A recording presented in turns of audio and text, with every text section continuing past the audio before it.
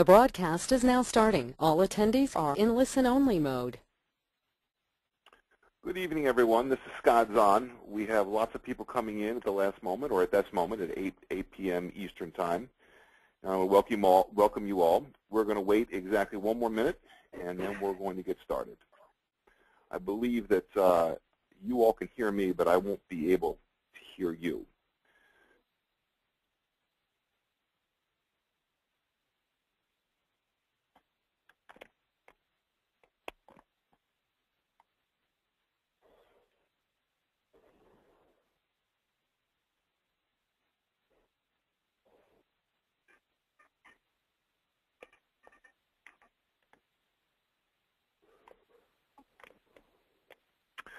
All right, so we're going to get started. Good evening. Once again, I'm Scott Zahn with 3P Sports, and I'd like to welcome you all to our webinar on preparing for the big game, what amateur pitchers can learn from MLB stars. This is part of a summer webinar series that we've been doing from 3P Sports, and it features the coaching philosophies of Rick Peterson and, in addition to that, the research from Dr. James Andrews in the American Sports Medicine Labs in Birmingham, Alabama. We think you're going to find this information really fascinating. Tonight we have a unique opportunity to hear from one of the game's leading experts on pitching, Coach Rick Peterson. Rick will share some of his insights and some of the secrets around preparation, and along the way we'll touch on how to prevent pitching injuries while maximizing performance. Before I get started, I'd like to cover a couple really straightforward housekeeping topics. First of all, Rick's presentation is probably about 15 or 16 minutes long. He's prepared this specifically for this webinar, so it's not like it's something that we use every day. It's very much tied to this topic for this audience. Afterwards, we're going to answer your questions for about 30 minutes, and as you recall from the invitations, we stretched out an additional 15 minutes, so it's going to be about 30 minutes of question and answers, and I doubt we'll get to every one of them, but we're going to make our biggest attempt to try to get as many of the questions answered as possible. So while the webinar is going on, I encourage you to type your questions in the question box on the right-hand side. There's a dialogue or a panel from the GoToWebinar folks, and there's a questions icon toward the bottom.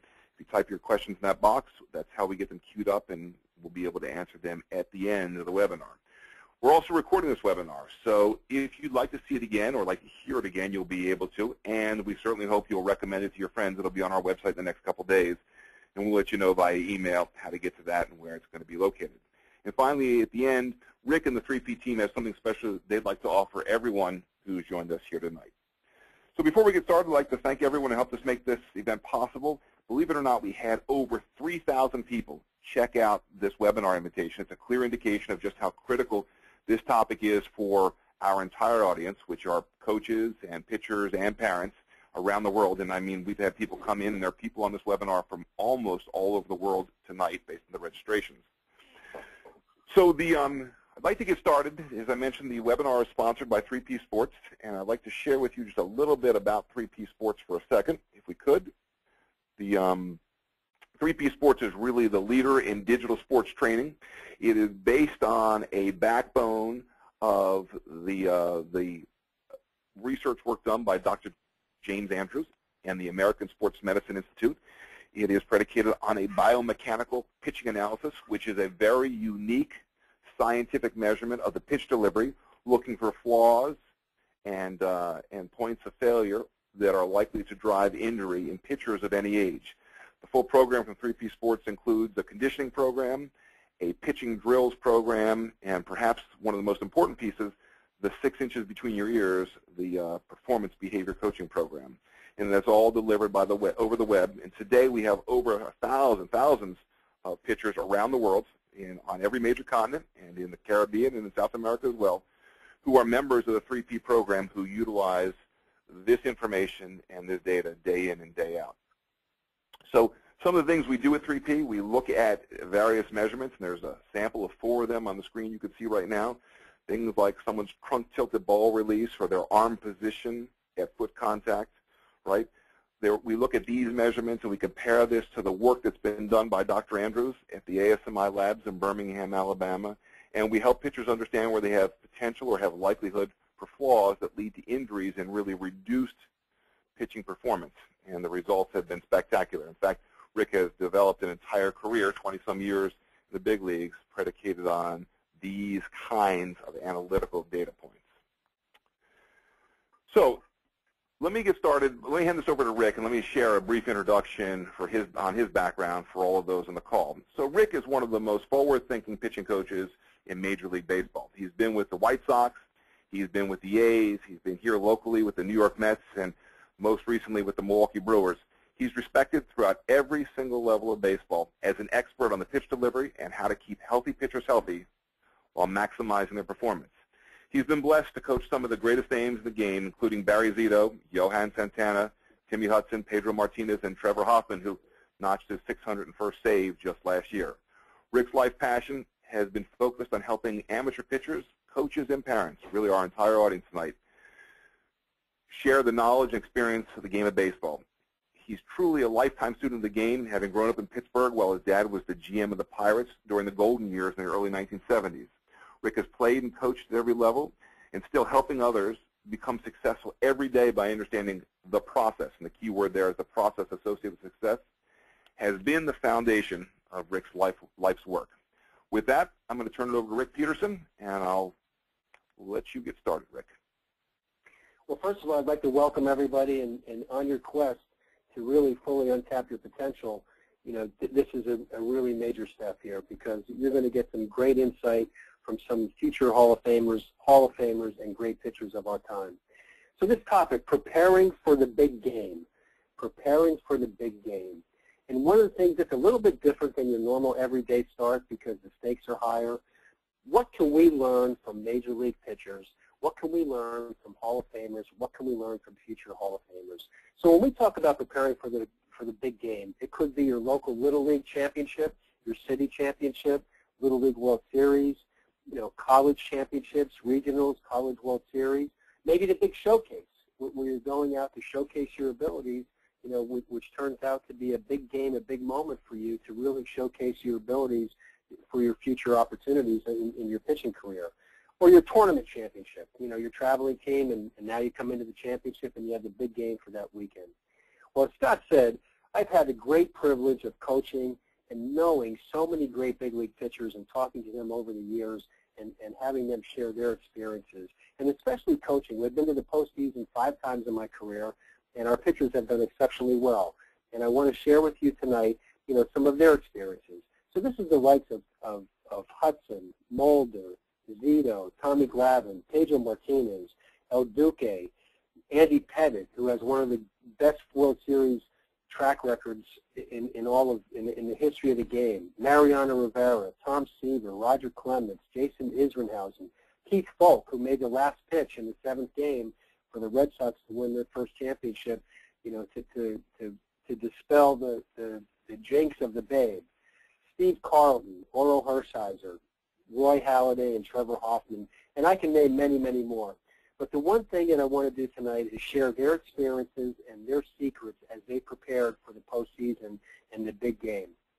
And the 3P Sports program, as Scott mentioned, really has the attitudes and habits. The content is really sharing of how these guys have prepared and why they've been successful, and now you have the opportunity to prepare as they do. First of all, let me just say, the #1 victory that all these great pitchers share, the first victory that when they won their first real championship was really from their own personal experiences and their personal victory from within themselves of self-discipline. That was the first step for them to be a true champion. They have one common thread that all these guys have and all these other pitchers that I've ever coached is they have incredible self-discipline. Whatever price it takes to pay to be best, they're willing to pay that. And it's limitless potential.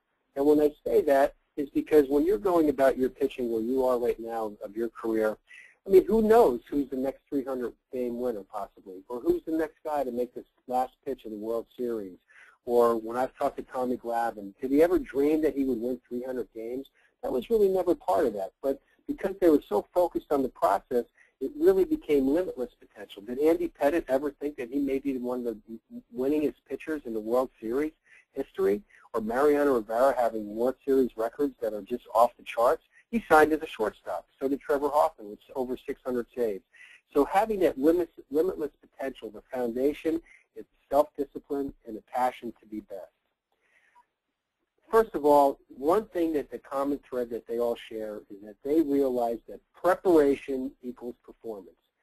Talent does not necessarily equal performance. So when you're watching the World Series or the postseason, every one of these guys share the same level of talent. But their preparation is what equals performance. And one of the big questions that everyone has always asked, and it becomes a big debate among all coaches for that matter and players, what comes first, success or confidence? What comes first, success or confidence? Well, number one, if you think about pitching the big game and your first big game that you've ever pitched or the first trip that these guys have ever had into the postseason, into the playoffs, or the World Series, number one, they've never had that success at that particular point. So what you're really saying is that they're entering that game literally with no confidence until they win a game, and then they'll have confidence.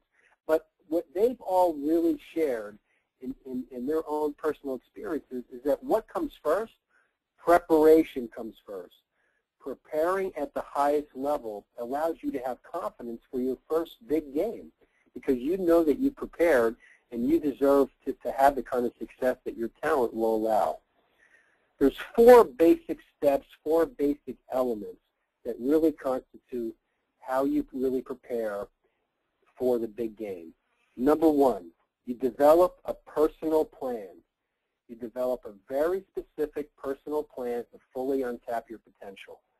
Number 2, you execute that plan at the highest level until this becomes automatic, whether through your drills, through executing your bullpens, your pregame warm-ups, it becomes automatic.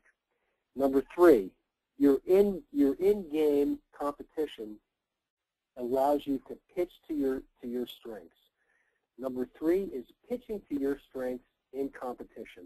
So often in the big game, so many pitchers, they try to do more than what they normally have to do to be successful, and in their effort to do more, it becomes less. And number 4, trust yourself, the ability to trust yourself. So let's go back to number 1. Develop a personal plan for your own personal preparation. Let me give you the ingredients for number 1. It's your bullpen routines. It's the drills that you do. Being able to master your pitching delivery. And we don't even call them bullpen routines. We call them rehearsals because when these guys prepare, especially for the big game and postseason, what they do is after they get their fastball ready to both sides of the plate and their off-speed pitches prepared, they rehearse how they're going to pitch to certain guys in that lineup. They really go through that lineup and say, okay, here's how I'm going to pitch this guy. Here's how I'm going to pitch this guy. Here's how I'm going to get ahead. Here's how I'm going to put these guys away. It's their get-ahead pitches and their put-away pitches. So your ability to knowing how to get ahead in the count, pitching to counts of your advantage, because 0-1 and all 2-strike counts are pitches of pitchers are counts of pitchers' advantage. And so when you can pitch ahead of the count consistently, and that's what all these guys do to be successful, and then they get to their put-aways. So when they get to a 2-strike count, they have the ability to put that hitter away by practicing certain put-aways. For example, to a right-hand hitter, maybe it's a fastball in off the plate and then an off-speed pitch below the zone. As a Tim Lincecum, you see him get many, many swings and misses on his off-speed pitches that are just below the zone. He gets swings and misses. Or maybe it's an off-speed pitch down and away off the plate and then a fastball in for a strike. But identifying what your strengths for your get-ahead pitches and put-aways. And then when you have your pregame routine, you actually go through, after you get your fastball ready and your off-speed pitches ready to both sides of the plate, and then you rehearse how you're going to face the top of that lineup or the middle of that lineup. So you actually face those hitters in the bullpen prior to coming into the game. The next step in developing a personal plan for preparation is identifying the emotion that you perform at when you perform at your best. So, for example, when I take the emotional level, are you really hyped up? Are you a really high-energy guy? Are you a low-key guy? Are you methodical? And we try to range that from 1 to 10. So, for example, if you take a look at maybe Roger Clemens in the playoff game, he's a 10. He's very high-strung. He's very emotional. He's very upbeat. You know, you take a look at a Tommy Glavine, who had great success in the postseason after his first couple trips in. You know, very methodical. You take a look at Mariano Rivera. He's almost yawning, you know, as he's making a pitch. He's probably about a 5. But you need to identify what is your emotional level, because the pitchers that fail in the big game, they come in too high. They come in emotionally way too high, and their mind is racing, and their body just can't catch up and can't follow it. So really identify what your emotional control is. Visualization techniques.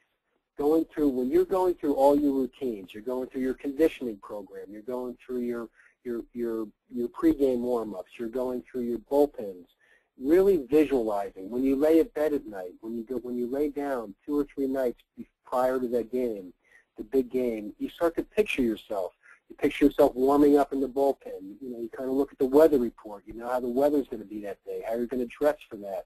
You picture how your routine's going to go. You're sitting in a dugout. You leave the dugout. You go out to warm up for the first inning. And you start to really visualize yourself executing these pitches because you prepared them at the highest level. At one point, when I was with the White Sox, Michael Jordan was playing baseball at the time. But I asked Michael Jordan a question from his basketball career because he had great success in big games. He made the last basket in the Final Four to win the NCAA championship as a freshman, and then of course his NBA career is off the charts. But his shooting percentage in the last 10 seconds in the game was so much better and so much greater than it was in the course of the game. And I asked him the question. I said, Michael, how were you so good in the last 10 seconds of the game? And he kind of smiled. He said, Rick, I made that shot over 100 times in my mind prior to me ever getting that ball in the last 10 seconds in the game. So he visualized this. He practiced it. He shot it. One of the other techniques that we talk about is really blind-ups. And blind-ups are really shadow boxing your pitching delivery from your wind-up and your stretch in your bullpen without the ball. Shadow boxing meaning you go to a game delivery from your wind-up or the stretch, and when you do that, you're actually making game pitches. Fastball down and away for strike 1. Now you're at an 0-2 count. Fastball in off the plate for ball 1. Off-speed pitch below the zone for a swing and miss. Fastball down and away, ground ball to shortstop. So you go through all these pitches in as far as preparing for the big game, and now it allows you to mentally rehearse this and attach it to your normal delivery. You have your conditioning program, and as you're going through your rotator cuff exercises, or you're running, or your weightlifting program, you're visualizing yourself dominating this game as you come into this game. Preparation is the #1 foundation that defeats fear, worry, and doubt. And fear, worry, and doubt are the obstacles that have people fail when they come into the big game. But if you prepare at the highest level, that gives you the confidence to defeat fear, worry, and doubt. So let's look at number 2. Number 2 is executing a plan until it becomes automatic. You've executed this plan at such a high level it becomes automatic. This is mental rehearsal. This goes back to visualization. It's your mental rehearsal of all your routines, your warm-ups, your drills, your pregame warm-up. You're constantly, mentally rehearsing that, and you're constantly executing these pitches, and you're doing it over and over and over and over again to become totally automatic, and you've mastered your delivery at the highest level, and as well as executing great pitches. I remember asking Steve Carlton many, many years ago about how he prepared his mental part of his game. He was physically prepared off the charts. But mentally, he said, you know what, coming into 2 or 3 days before my big game, I would, as I did every one of my normal routines, my running, my conditioning program, my bullpens, I was constantly visualizing myself dominating this game. I could picture it, I could smell it, I could taste the field I was going to play in. It was like such a part of a fiber of me. And then game day, he said I would lay on the floor and lay down or sit in a chair, and I would get myself in a deeply relaxed. And after I got relaxed, I would pitch the entire game in my mind. And then he said to me, with that Clint Eastwood look, he said, you know what, Rick? He said, time is only an illusion. Time is only an illusion.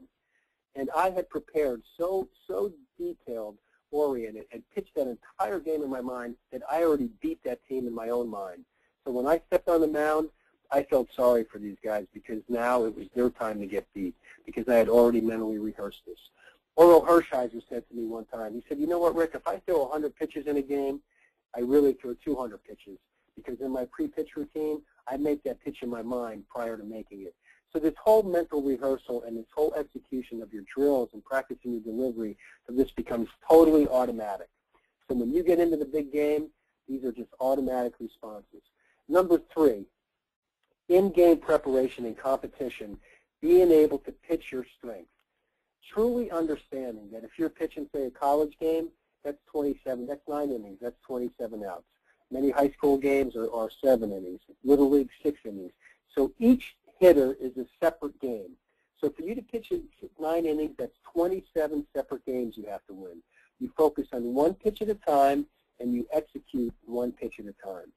Understanding that we're going to pitch our strengths, what we prepared in our bullpens, our rehearsals, our pregame routine, our ability to get ahead, to put away sequences that we practice, and that we execute one pitch at a time.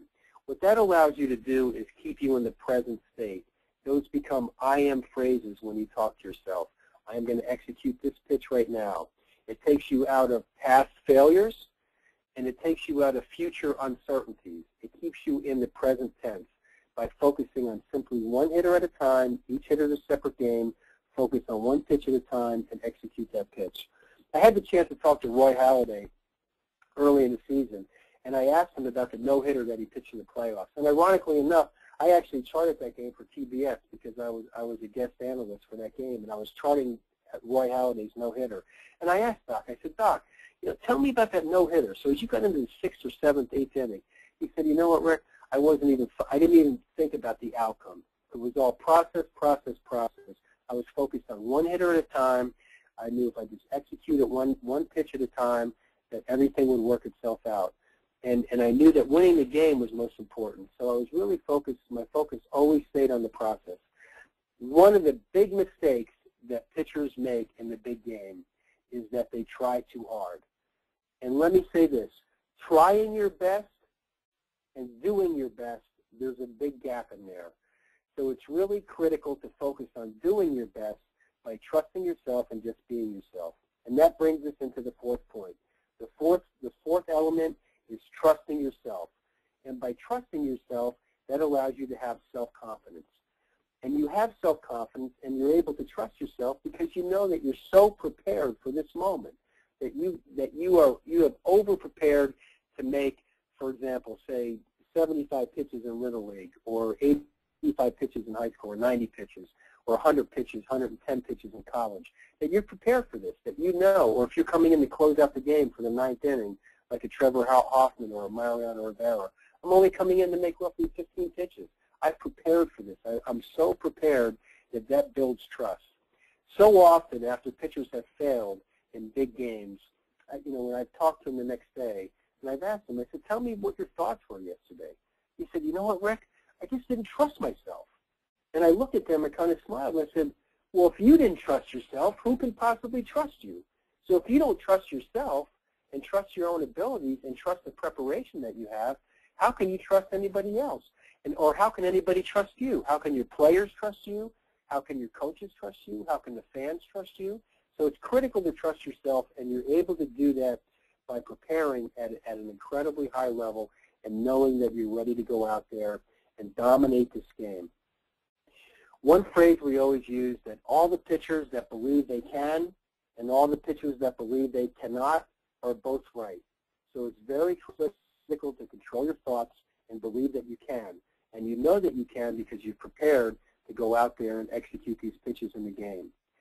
When pitchers pitch at their best in big games, they're in the zone. And what do we mean by in the zone?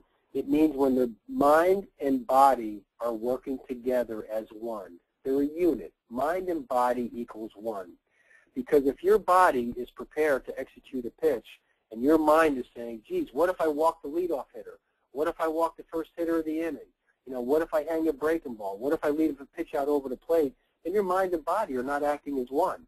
So if you prepared through all the techniques that we're talking about, you'll go out there and your mind and body will be one, and you'll prepare at your optimal level. Pitchers often talk about having butterflies before games. And one of my favorite things I always do with all the pitchers before a big game is we're walking into the bullpen, or even prior to a game, we're walking in from the bullpen for the starter or the relievers. I'll ask them before the game, hey, do you think you'll have butterflies tonight? They said, oh, yeah, man, I'm going to have butterflies. And one of the things we always say, it's great to have butterflies, but they have to fly in formation. And they fly in formation right towards the glove to execute a pitch. So have your butterflies, but make sure they fly in formation. Going back to that conversation I had with Roy Halladay, Doc Halladay, early in the season, and he was talking about how he prepared for the postseason. And all he talked about was preparation, preparation, preparation. My physical preparation, my mental preparation, my bullpens, my conditioning, my running. And I kind of laughed and I said, you know what, Doc, that P on your hat not only stands for Philadelphia Phillies, but it also stands for preparation. And he said, and he started laughing. He said, you know what, Rick, preparation equals performance. And when you perform and you prepare at that level, and I've talked to many teammates of Doc Halladay, and they say he's one of the big leaders on that team. The reason why is because he out-prepares everyone in that clubhouse, because they know when he takes that mound, he leads by example by preparing at the highest level. So if you want to be a champion, you need to prepare like a champion. And if you prepare like a champion, you'll perform like a champion. So we wish you all the best on your quest in coming into the big games. And now I really encourage you, really, excited that everybody stayed here and came to this, great event for us to share some of the wisdom, conventional wisdom of some of these great pitchers. And please, no one be shy, ask questions, and, we're happy to really, find out your thoughts and feelings and help you on your path to prepare for the big game. Excellent. Okay, so the questions are rolling in, and I'm going to let them come in a little bit longer before we jump into those. Before we do that, just again as a reminder, there is a question box at the bottom of your GoToWebinar control panel there, and you can type the questions in, and we'll go through those and ask them of Rick in a moment. For those of you who remember during the invitation process, I believe we told you about be a special offer of something we do. Before we get to that, let me just share with you just a kind of recap on the 3P sports piece so that there is a fairly clear understanding in everyone's mind. As you can tell from the depth of the content in this conversation, this was developed by MLB experts Rick and a number of individuals who team with Rick and who really understand the ins and outs of pitching at all levels. Were really the foundation and thought leaders behind the entire 3P sports model. It's based on scientific data and literally years and years of scientific research done by Dr. Andrews and the team down at the American Sports Medicine Institute in Birmingham. It's been proven at the MLB level, which is unique. I mean, a lot of these programs have talk about who uses it, who doesn't use it in the amateur level. But Rick used this last year with the Brewers. He's used it for years when he was both at the A's and the Mets, and it's an MLB level program that has been adopted and packaged for the mass marketplace. It is a long-term development program. There is no such thing as a silver bullet or get healthy fast program, but it is part of an overall improvement program. And it's really all about, looking at injury prevention. And it's a really unique stand on it. So with that in mind, we said we're going to talk about a special offer that was available, and the questions continue to come in, so I would ask you to keep on bringing them on, and we will go through all of them. So if you've been to our website, you know that a traditional 3P Sports membership is normally sold on our website at $399 per year, and it includes the biomechanical pitching analysis, which is really the foundation and the unique piece about what we do. It also includes supporting drills, which are intended to correct the flaws that are located or identified in the pitching analysis. It's a strength and conditioning program designed for major league players as well as for amateurs. It's designed by major league strength and conditioning coaches intended for amateur athletes. And, of course, the whole notion of performance behavior coaching. So for those who are on this webinar tonight, and this is a very special offer, for those who are on this webinar tonight, we're offering this exact same program, and there are literally thousands and thousands of pitchers around the country. And some of them are on this call tonight. I can tell by the list of people who've signed up and who are attending. But there's a special promotion tonight for $100 off, or for $299 for anyone who wants to get involved with the 3P Sports pitching program. And we'll leave the offer out there for exactly 7 days. And the way you would take advantage of this offer, and you can write this down, and we're going to send it to you in a follow-up as well.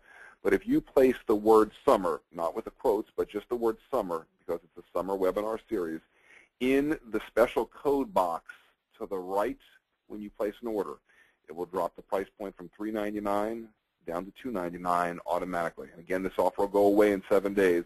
But if anyone wants to come in and take advantage of it between now and then, all right, it is an excellent opportunity to save some substantial dollars and cents on what is a world-class program that's used by thousands of pitchers all over the country. So with that in mind, the questions continue to roll in, and I will begin, Rick, if you don't mind, to ask some of them to you. I'm going to go with one first. I'm not going to give everyone's name. Some of you, I recognize your names. I know who you are, and I appreciate you asking questions. I'll start with this one. So what is the best way for a 13-year-old, Rick? We have a 13-year-old member in the audience. And this audience, by the way, folks, for those out there, we have we have lots of people in here who are both pitchers and parents and coaches based on the registration. I'm assuming that data is fairly accurate. But the first question is, what is the best way for an amateur pitcher in his teens to increase his velocity? Well, number one, long-distance throwing, and there's a certain procedure to follow that we've studied through Dr. Andrews. Long-distance throwing the proper way is going to be the number one way that you can increase your velocity, along with your conditioning program. Because one of the things that we see as pitchers mature, that in your conditioning program, or conditioning testing for that matter, that a standing long jump, how far you can jump, and how high you can jump, a vertical jump, those two measurements are directly linked to potential fastball velocity. It's explosive power. Long-distance throwing has been proven through studies of Dr. Axe, and Dr. Axe has done studies from 8-year-old to 14-year-old pitchers across the world, for that matter, internationally, and he took pitchers and graded them elite, above average, good, and below average on two different factors. One was velocity, and two was distance. Every one of the elite pitchers that threw the hardest had the best velocity, highest velocity, threw the furthest. They threw the longest distance. So by throwing long distance, having a long distance throwing program within your routine is going to give you, along with the conditioning program, the greatest opportunity to optimize your velocity. Great. Okay, so Rick, the next question is about release points. So we have one of the gentlemen in the audience who's asked, do you teach release point or fine focus to a target for location adjustments on a pitch-by-pitch basis? It's a combination of the two. Once you've mastered your delivery by doing a sequence of drills, you now, let me use this analogy. If you've done these drills diligently and you've sequenced these drills the way that the 3T program sequences these drills, you then will get your black belt in your pitching delivery, meaning that you've mastered your pitching delivery. You're able to repeat it on a consistent basis to optimize performance, and repeat it and have no flaws in your pitching delivery. Number two is that once you've developed your own personal black belt in your pitching delivery, then there's a mental component to hitting a target. And then it becomes a focus issue. So you can have a great delivery and be able to repeat it and stay healthy, but have poor mental focus in the ability to hit a target.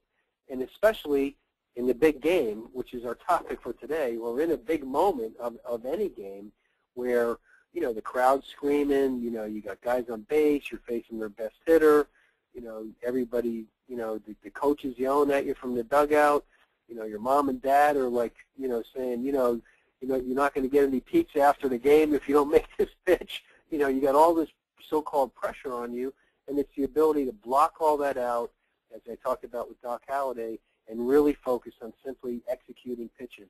But it's the ability to practice that, and we practice executing pitches in our drills as well as our pitching delivery, so that when it comes game time, let me give you an example. Tim Hudson, when we were together in Oakland, Tim Hudson, we did a lot of throwing with our eyes closed, which is part of the 3P program.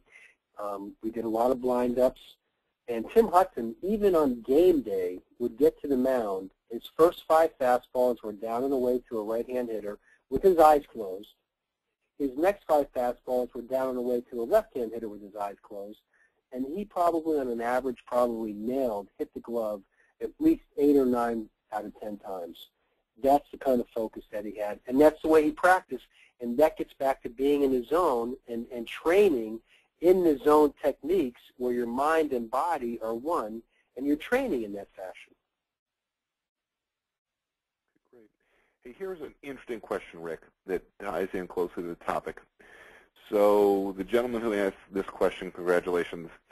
The question is, what on-the-mound rituals do you, Rick, recommend for a pitcher during a big game? Well, it's not only just a big game, but it's also every game, because the guys who pitch great in big games, they're able to do the same thing, because the execution of a pitch in a big game is identical to the execution of a pitch in a regular game. And that's one of the things that really resonated from Roy Halladay when we had that conversation early in the season. He said, Rick, when I was in that postseason game pitching that no-hitter, the execution of that pitch in that no-hitter was no different than the spring training game, because they diminish it. It's the same. They have the same. They're so prepared at such a high level on the process of executing a pitch that it's the same. It's the same whether it's flat ground, a bullpen, a spring training game, an in-game season, or a big game. And there's a basic pre-pitch routine. And some of the steps in the pre-pitch routine is, number one, evaluate the situation. So, for example, I got a guy on first base, I got nobody out, who's covering? I got the shortstop covering if I get a ground ball back to me, or I got nobody on base, I got Albert Pujols hitting, I got a one-run game. There's no way Albert Pujols is going to beat me with a home run. I'm going to execute pitches that I know are safe pitches that he may get a single or double, but he's not going to get a homer. So identifying the game situation. Number two, some self-coaching cues. So you may say, hey, stay back, keep my head on the target. Something that's very holistic. Number three, get the sign from the catcher. So if it's fastball down and away, but be very specific. Is it down and away for a strike? Is it down and away over the plate below the zone? Is it down and away off the plate for a ball on an 0-2 pitch? Be very specific and say to yourself exactly what that pitch is. That goes back to the example of Oral Hershiser when he said, if I make 100 pitches in a game, I've made 200 because I made 100 of them in my mind prior to executing that pitch. After you get the specific sign, then you visualize that pitch. And then you come set, take a deep breath. If you can picture Mariano Rivera, he comes set, and he has a big exhale. You can see it in his cheeks. He just blows all the air out, takes a deep relaxation breath, and then let it happen and execute a pitch. And they do that one pitch at a time. Great, great. So, Rick, another one. If I have a bad inning in a big game, or really in any game, what should I focus on to get me back to pitching well again? Number one, and it's not only a bad inning. This is a great question. It's not only a bad inning, but it's a bad at bat.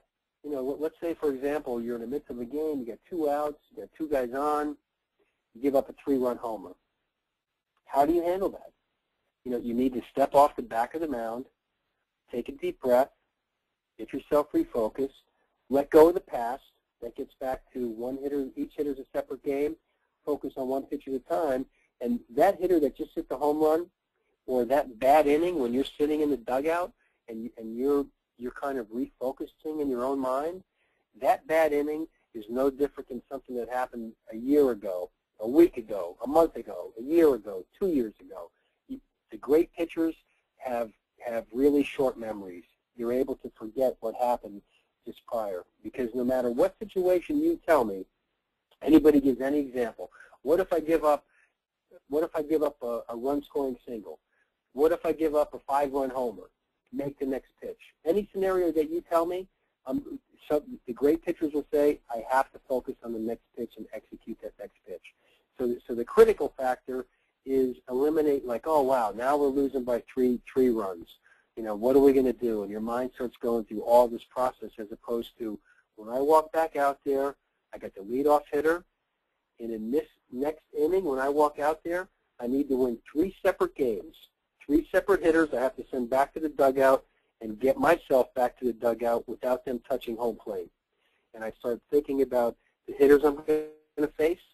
Like the leadoff hitter, okay, he's a guy that likes to pull. He pulls off the ball. I know if I can pitch him down and away. I execute my fastball changeup down and away. Second hitter, here's how I want to pitch him. You know, he likes to dive out over the plate and hit the ball to the opposite field.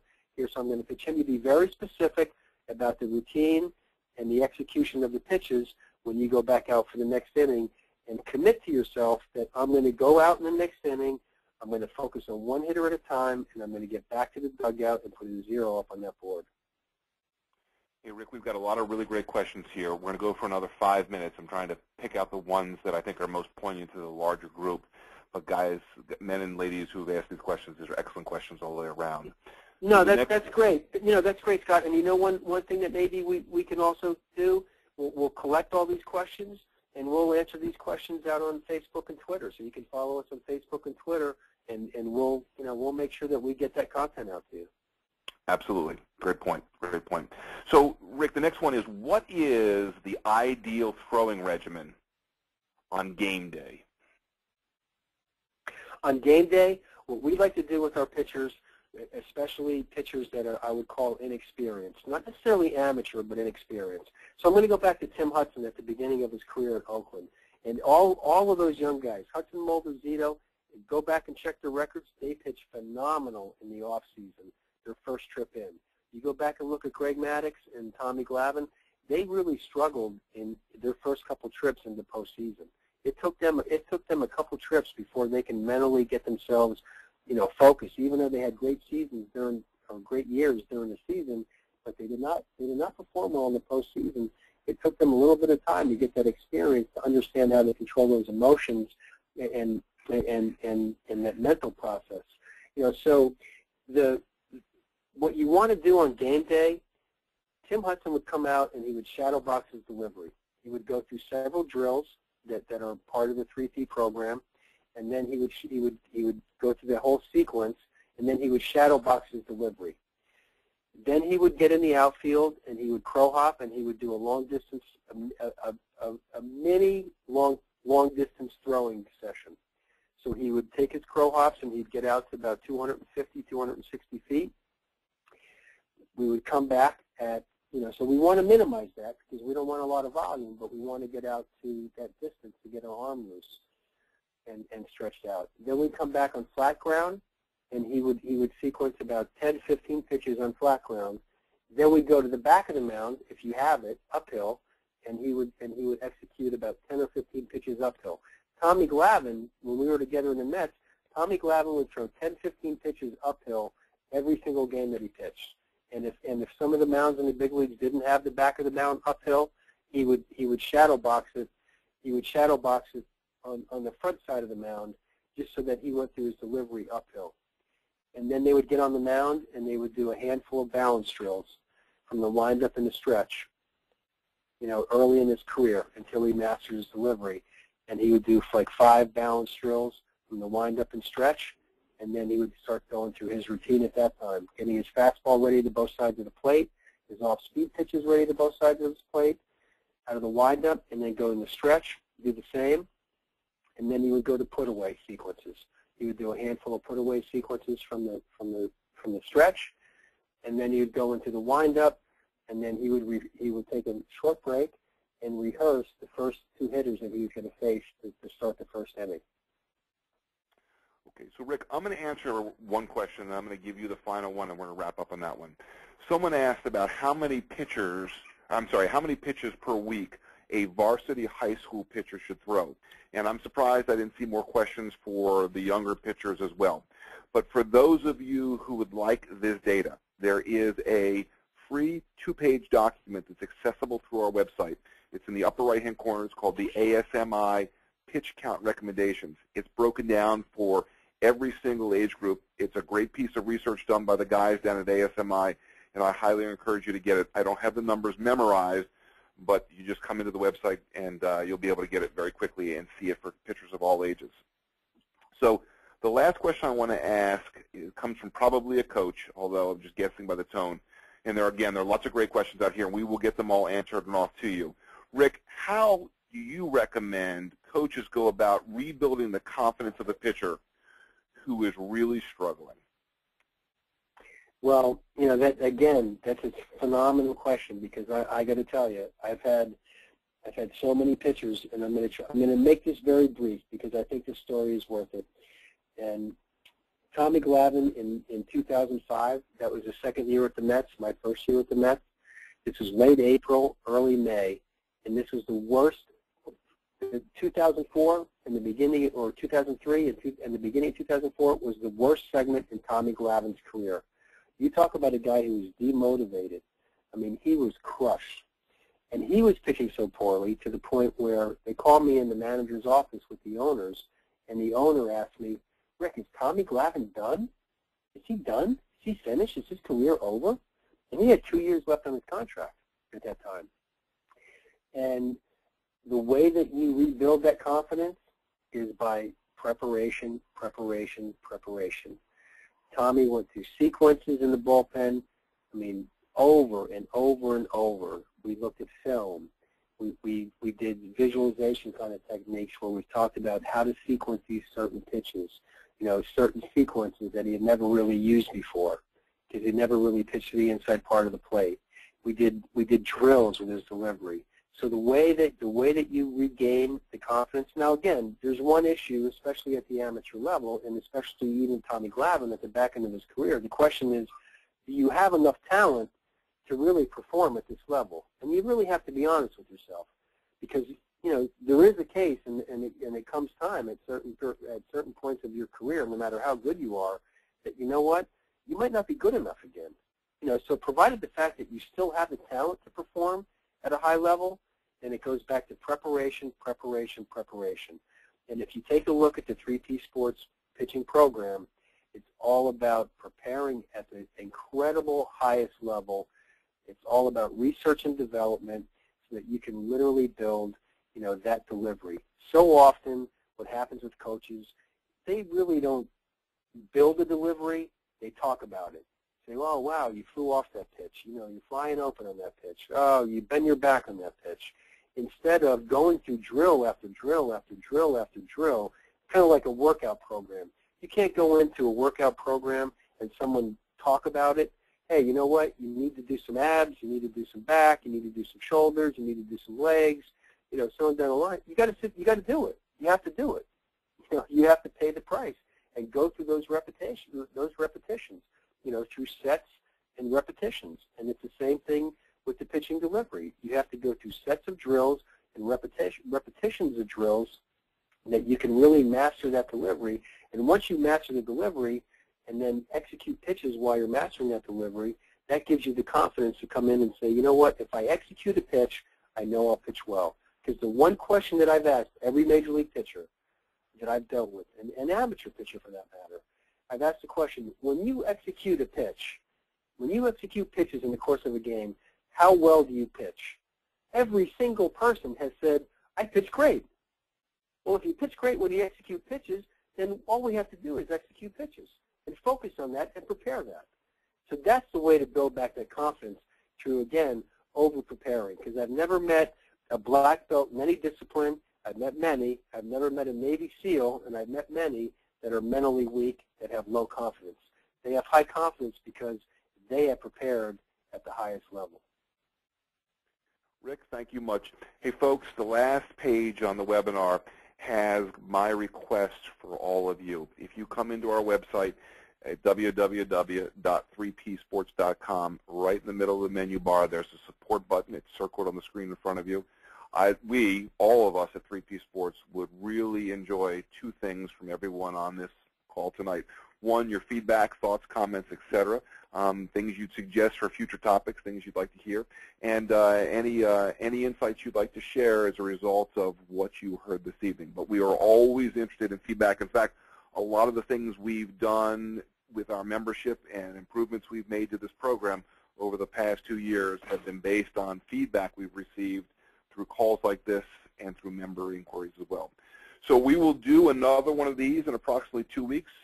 Because you were on this one, you will get a follow-up email with the special offer one more time to save $100 if you want to join this program.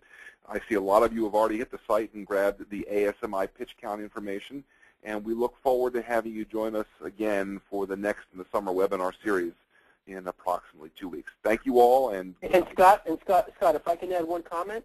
Go ahead, Rick. Yeah, I'd like to add one comment to what Scott said. This is all about, we're here for you. And the one thing I want to qualify when I say that, with every big league pitcher, everybody, any person I've ever coached, I've made it very clear, I am not your boss. In fact, you're my boss. We work for you. And this program is for you. So if there's questions or something that you want to find out about with pitching, all I can tell you is that this is, I've dedicated my entire life to develop the best pitching program to optimize performance and to reduce the risk of injury. So we're here for you.